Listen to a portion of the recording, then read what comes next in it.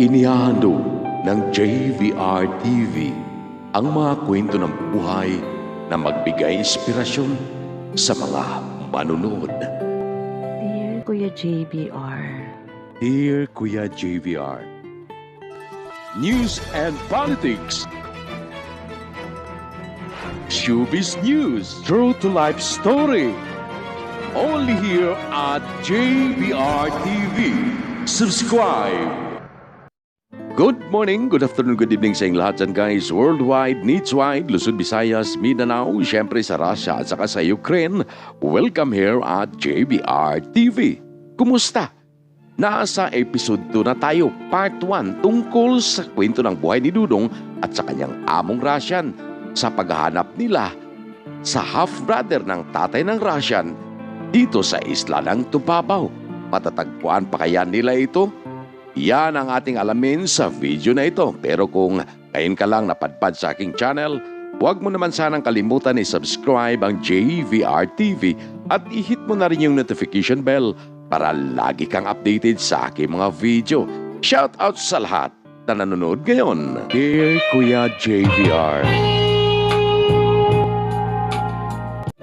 Kuya JVR, tuloy pa rin ang pag-ikot namin ni Boss sa isla ng Tubabaw. Sinulit namin ito, pati ang kanyang mga magulang at kanyang mga kamag-anak, na tila ba bumabalik ang nakaraan, na ang isla ng Tubabaw ay minsan ang sumagip sa kanilang mga ninuno noon.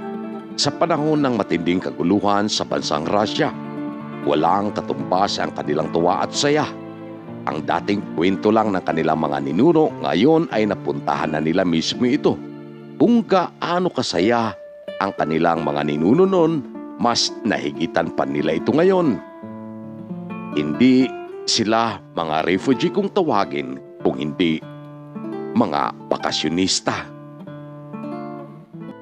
Ito ang bahagi ng isla na mas gustong pasyalan ng aking bus, Kuya JBR.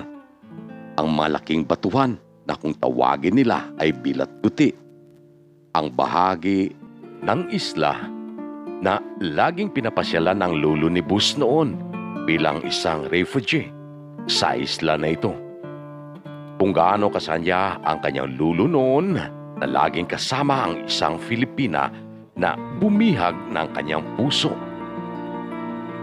At dito nabuo ang tamis ng kanilang pagmamahalan. Gusto rin daw niya itong maranasan ngayon.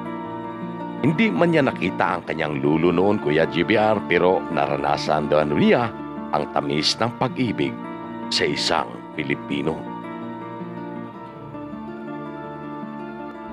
Naiwan ang kanyang nanay at tatay at ang kanyang kamag-anak sa kabilang bahagi ng isla, Kuya JBR. Gusto naming dalawa na masulit ang aming pamamasyal sa isla na ito. At maramdaman namin ang aming honeymoon. Isipin daw namin muna na kami lang dalawa sa isla na ito at magawa namin ang gusto naming gawin bilang isang bagong kasal. Tama nga naman ang kanyang desisyon, Kuya JBR. Dahil pagkatapos na ang aming kasal, hindi pa kami nakapag-honeymoon. Dahil doon natutulog sa aming kwarto ang kanyang mga magulang. At kinabukasan gusto kaagad nila na puntahan ang isla ng Tubabaw. Kaya wala na kaming time mag-jirjir. Kaya gusto namin gawin dito ang bunso ni Mateo sa isla ng Tubabaw.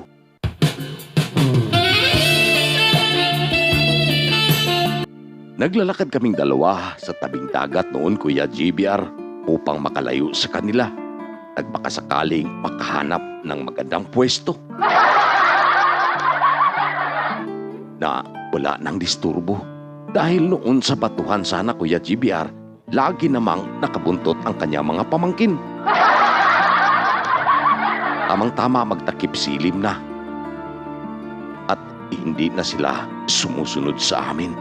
Kaya hindi na kami nagsayang ng oras, Kuya JBR.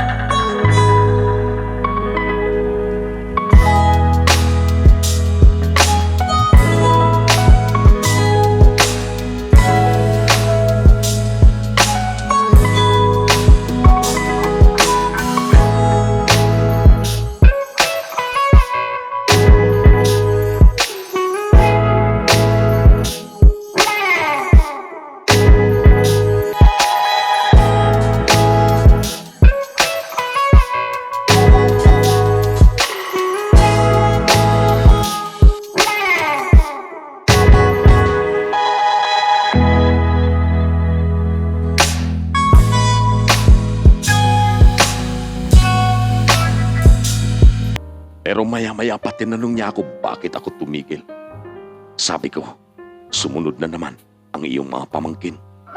Diyan itong nakakatawa ng honeymoon namin sana sa Tubabaw Island. Sinusundan kami ng kanyang mga pamangkin dahil umiyak daw si Mateo. Hinahanap kaming dalawa. Kaya minabuti nang bumalik na lang muna kaming dalawa ni boss doon sa kabilang bahagi ng isla. Pati ang nanay niya nagtanong sa amin kung saan kami galing.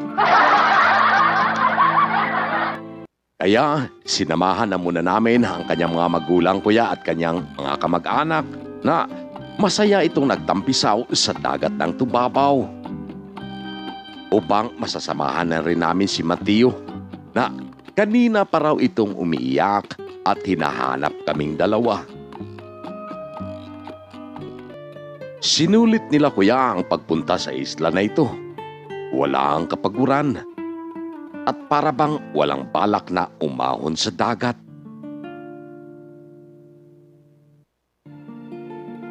Sabi pa nga ng tatay ni boss Kuya JBR, ayon pa sa kanyang ama noon, masaya daw sila sa isla na ito.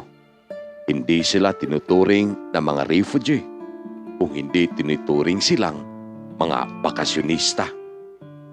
Pati ang kapatid ng aking boss Kuya JBR ay masayang-masaya ito na inalagaan ang kanyang pamangkin na si Mateo.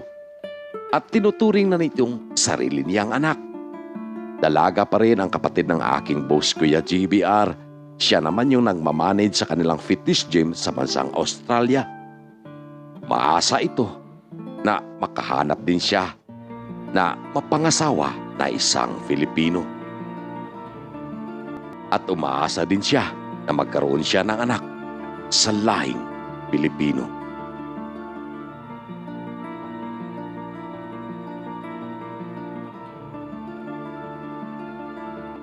Kinabukasan Kuya JBR, pansamantala muna namin silang iniwanan sa isla ng Tubabaw dahil inutusan kami ng tatay ni boss na puntahan ang bayan ng Oras dahil may nakapagsabi sa amin na doon daw may mga Russian na mga naiwan. Kaya hindi kami nagsayang ng panahon Kuya JBR kasama ang kapatid ng aking boss. Pinuntahan namin ang bayan ng Oras. Nagbaka sakaling mahanap namin ang half-brother ng tatay ng aking boss.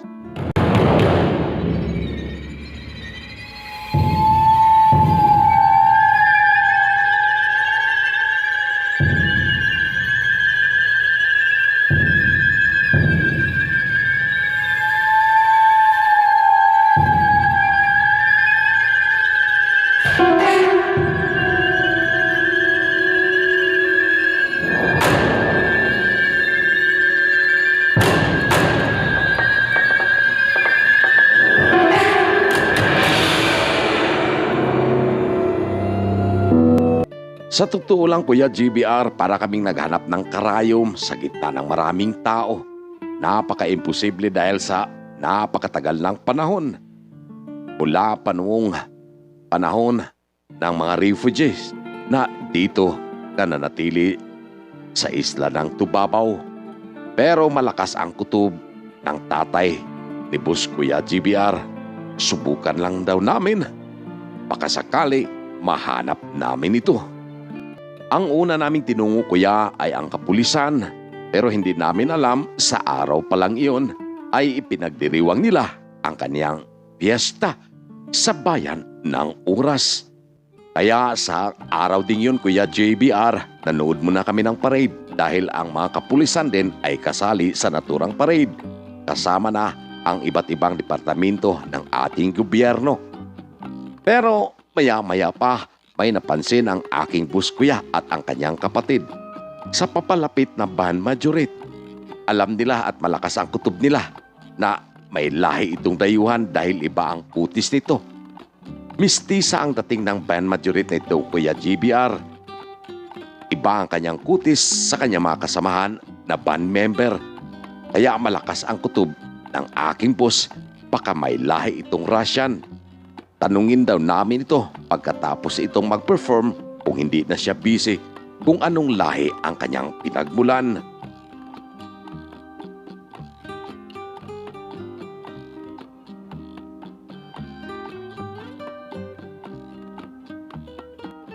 Dalawa na ang aming ideya, Kuya GBR. Unang-una ang tanungin namin ang kapulisan at ang band majority nito na isang mistisa.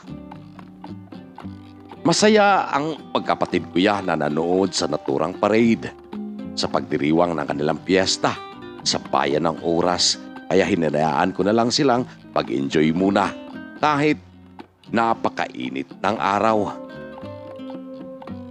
At maya-maya pa, nung papalapit na ang band majorette sa aking bus, Kuya GBR, tinitigan niya ito ng gusto. Malakas talaga kanyang kutob, lalo na itong lumampas na ito sa amin. Hindi lang si boss at ang kanyang kapatid kuya ang nakapansin, pati nga rin ako mismo. Pansin kong maraming mistisa na babae ang members sa band na ito, kahit nung lumampas na ito sa amin.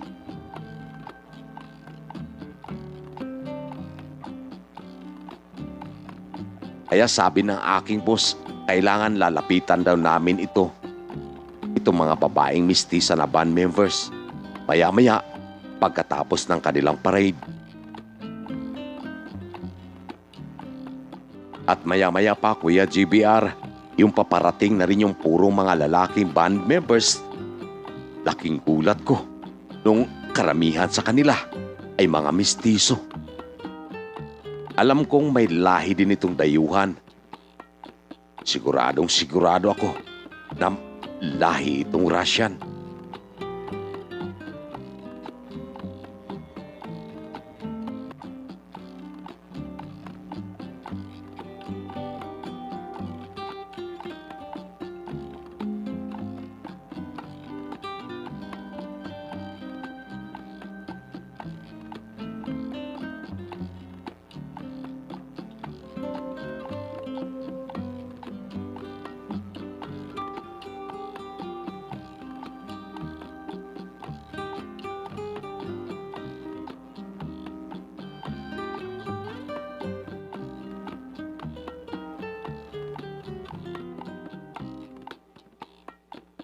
At doon na kami nagulat, Kuya GBR, at namangha sa kanilang kandidata. Kitang-kita mo sa kanyang mukha ang may mistisa ang dating.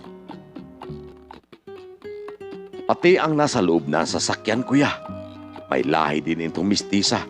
Kumaway na rin sila sa amin. Ang sunod naming tinungo, Kuya GBR, ay ang palengke. Dahil may nakapagsabi sa amin na doon kayo magtanong sa palengke. Dahil marami daw matatanda doon na alam ang kwento ng mga refugee Russian sa isla ng Tubabaw. Kaya tinungo na kagad namin, Kuya GBR, ang naturang palengke. Una sa prutasan, pero wala kaming nakuhang informasyon. Kuya GBR, sa totoo lang napaka-imposible itong ginagawa namin, pero bilib ako sa aking boss at sa kanyang kapatid. Hindi ito napapagod at hindi ito tumitigil at umaasa na sana matagpuan pa namin ang kapatid ng kanilang tatay na isang Filipino. Kaya ang sunod naming tinungo, Kuya GBR, ay ang palengke ng tindahan ng isda upang makapagpamili na rin ng may ulam namin dalhin doon sa isla ng Tubabaw dahil alam ko ang hilig nila ay seafoods. Kaya si Bustang inutusan ko. Alam ko naman na marunong na siya mag-Bisaya kaunti. 60? 61 kilo. Ой. What name this? Morena? Oh, Pila this? 150 150 kilo. kilo. Barakuda. Barracuda? 300 kilo. 300. Ano snake? Sea snake. This sea snake? Oh. What name? Ubod. Bisaya. Ubod. Sea snake na. Barracuda? Dara. This barracuda. This? Sea snake. What eat? Fry? Kanang umunan? Fry or soup? No. What eat? Umunan. O sana. Oh. Ya GBR, natawa ako nung hindi sila nagkakaintindihan sa tindera Nung tinanong ng aking boss kung anong pagkaluto, hindi naman din alam ng aking boss na ano yung inununan. Kuya Jiber, hindi pa rin tumigil ang aking boss at ang kanyang kapatid sa paghahanap ng half-brother ng kanilang tatay. Kuya Jiber, nagulat na lang kami nung may mistisang matandang babae na dumaan sa aming harapan, pero nung tinanong namin ng salitang Ingles, nagulat kami. Bisaya pala ito. Lakas ang kutob ng aking boss, kaya tinanong kaagad namin ito. Lalo na nung nakita namin ang babaeng ito na nagtitinda ng mga damit. Hawig na hawig ito sa aking boss.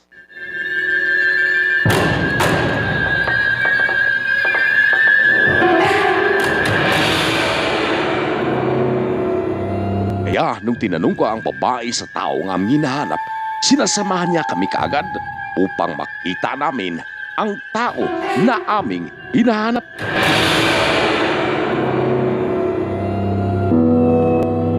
Matagpuan na kaya nila Dudong at sa kanyang among Rasyan ang tao na kanilang hinahanap? At sino naman kaya ang babae ito?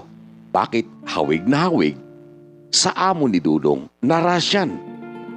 Siya kaya ang makapagturo kung saan ang half-brother ng tatay ni Boss na may lahing Filipino? Yan ang alamin natin sa susunod nating mga video.